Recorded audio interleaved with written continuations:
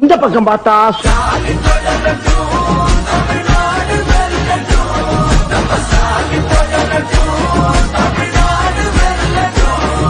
இந்த பக்கம் பார்த்தா ஓடுங்கம்மா ஓட்டு இரட்ட இலை பார்த்து போடுங்கய்யா ஓட்டு இரட்ட இலை பார்த்து